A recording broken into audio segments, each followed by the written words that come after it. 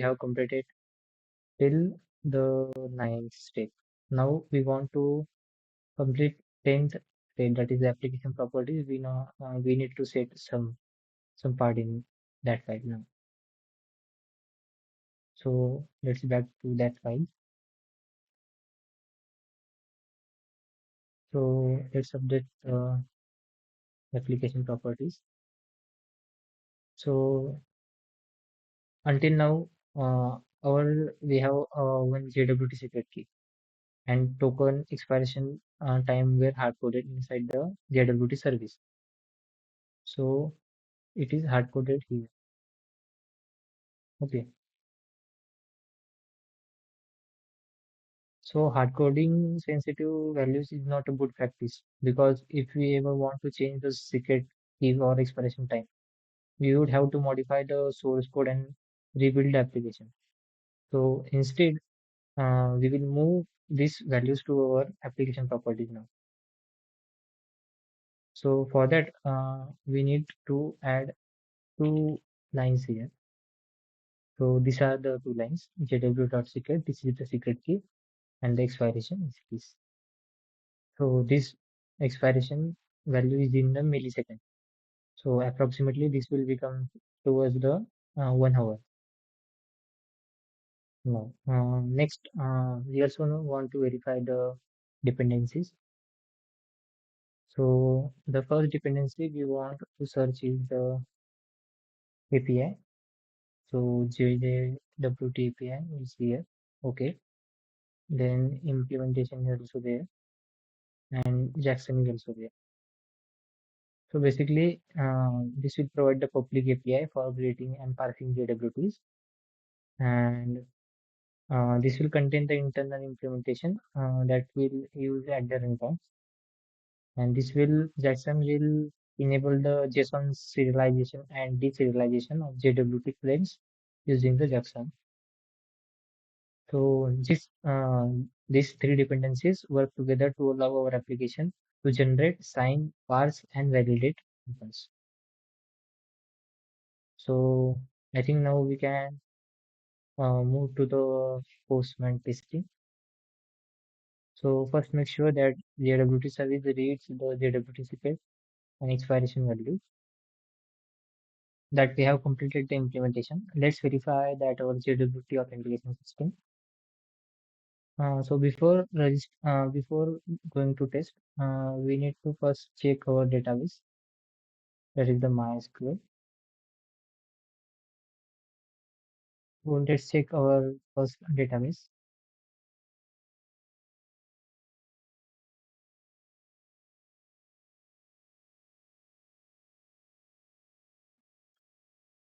Okay.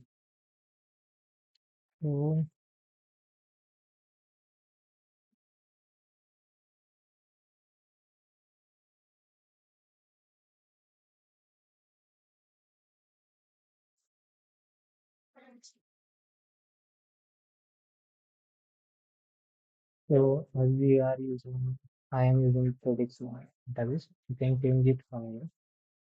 I'm using TradeX. So in that there is one table. So let's see what is in that table.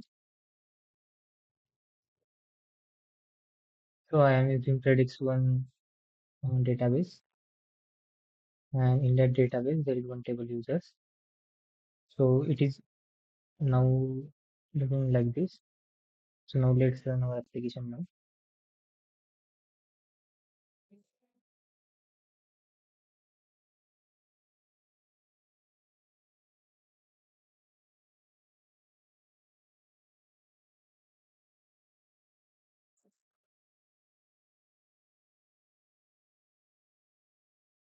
So yes, now it has run.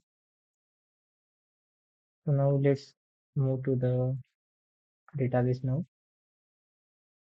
So after running, our database now updated.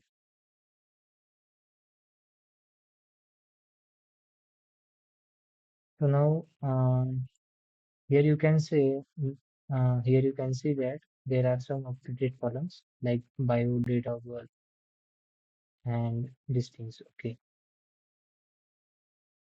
Now, uh, as this is not a correct formatting is not done here, so I will use external MySQL.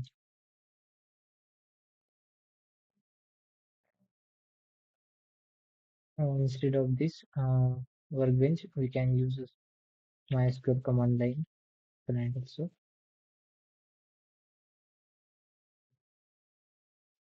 So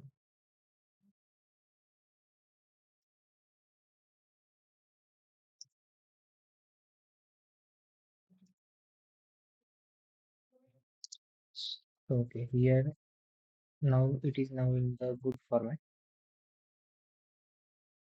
Let me zoom. Okay, so now these are the fields that is so these are the new fields that we have updated. Now let's add one new user to our Postman. For that, let's open our Postman.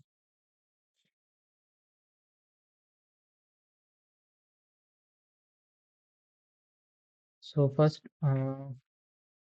we need to register one user now. So for registering, I am using this post and also I am passing this content. So now we are creating a new user account. So for that, we are passing the full name, then email, then password, then mobile number, and this is the URL. Okay. Now let hit this button.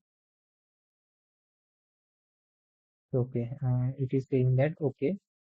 Now we are not saying the details like bio, date of birth, and image URL because that information is also done through the content. Okay. So for now, let's check our database now. Okay.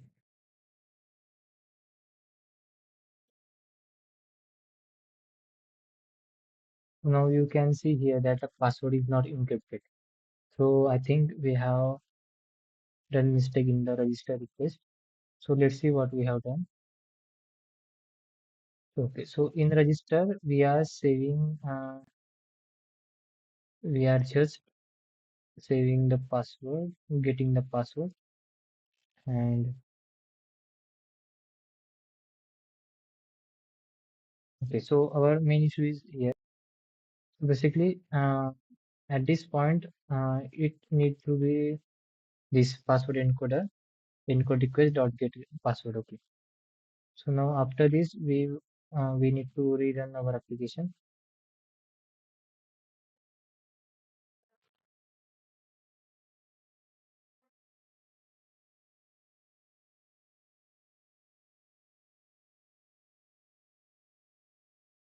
Okay, our application is done. Now we are sending details for another user.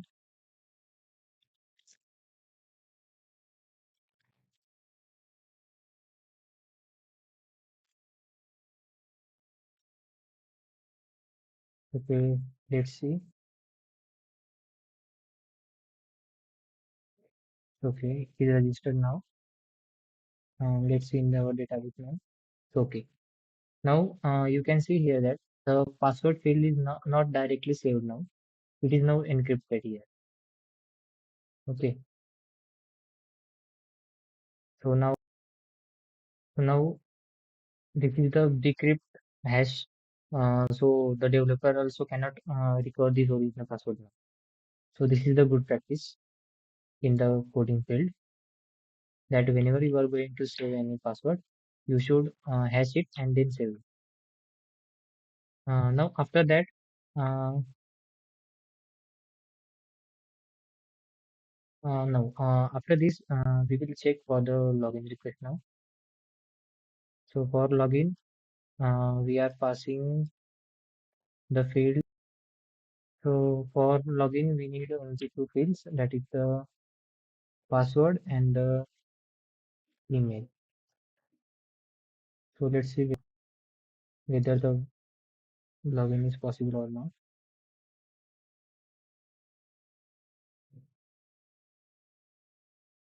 So it is saying 403 forbidden. So let's check the security configuration. So in configuration, we have allowed all the, then we also disabled the CRPL.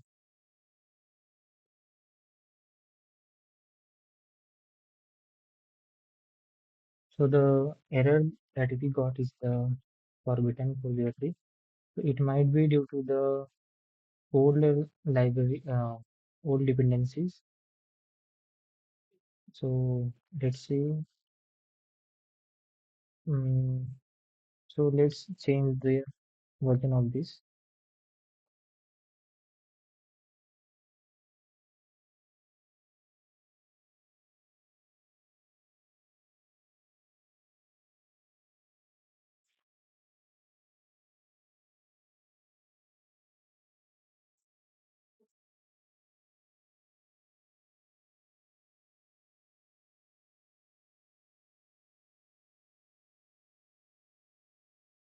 Now let's check. Okay. So now we have successfully logged in. The error is because the these three dependencies are work together, and if they work together, then they need the same version. So all of them must be of the same version. It's okay.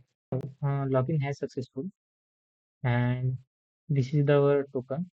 Now let's see using this token how we can get the profile of this particular username Vedant whose ID is 3. So let's try one get method. So let's try the get method for the user to we want to detect. So let's get the information of this particular. It is saying 403 forbidden. So now let's copy the token from here, and now um, in header we have to put that this is the authorization, and value is like the bearer, then space, then the key. Now this means that the request was successfully authenticated, and now let me check if the key is entered wrong. So we are just keeping some later. So it is saying 403 forbidden. So what we have understand that this is the full token. So using the this token, now user will get authenticated. So let's verify again.